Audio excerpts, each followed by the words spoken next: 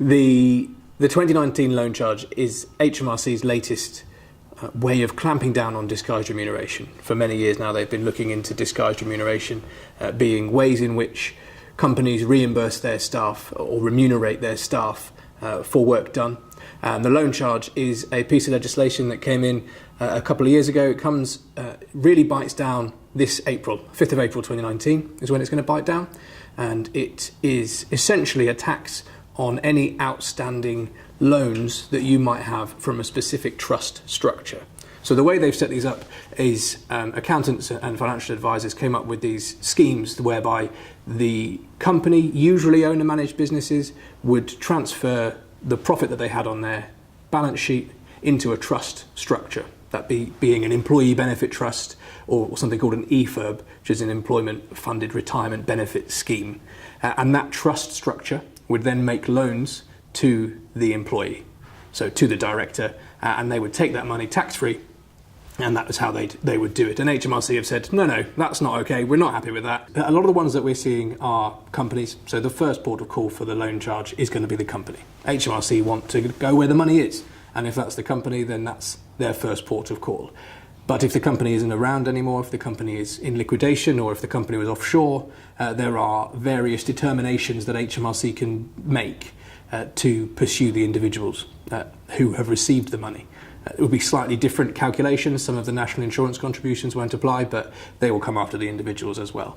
The first thing to be alive to in how it's going to work is that HMRC can go back 20 years for these loan charges. So usually they have strict time limits on how long they can open inquiries for it and how quickly after a tax return these things have to happen. But with the loan charge, they can go back 20 years. So you might have set up a trust structure in 2002, taken the loans out in 2005 and not thought about it since then.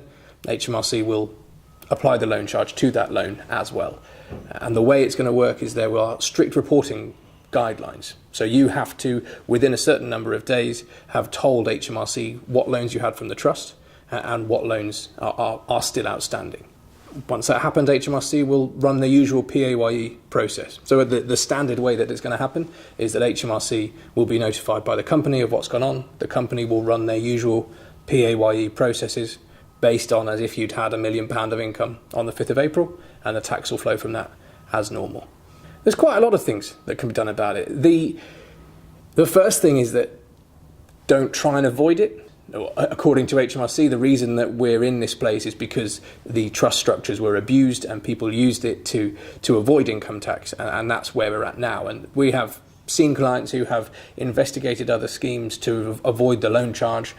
We're yet to see one that works. It's not going to go well. I can't see HMRC taking kindly to that sort of approach. Most of our clients have taken advantage of the various settlement opportunities in the last 18 months.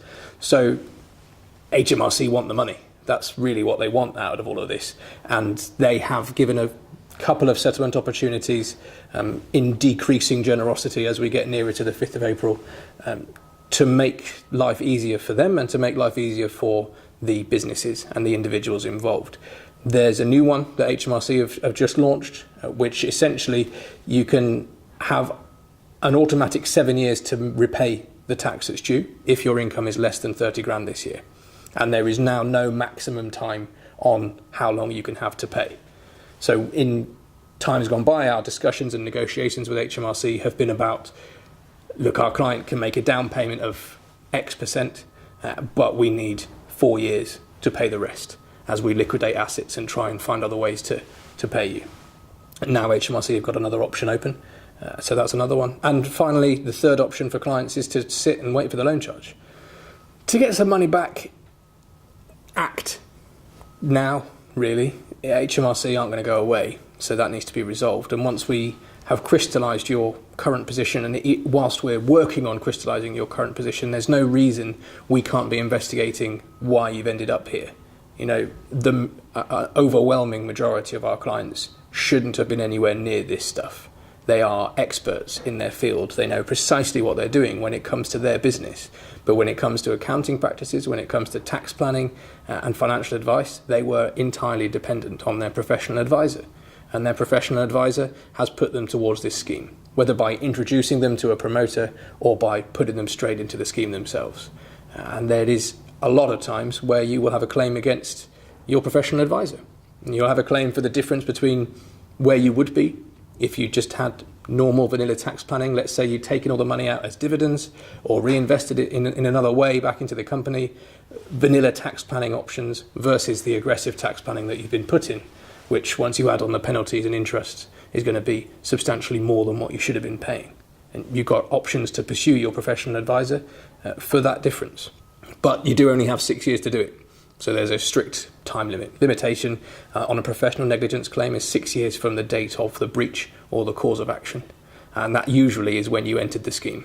There are a couple of fallback positions. You might have 3 years from when you found out or should reasonably have found out about the negligence. But those become increasingly complicated questions. But the best thing to do is to get in touch and get it sorted out whilst you can.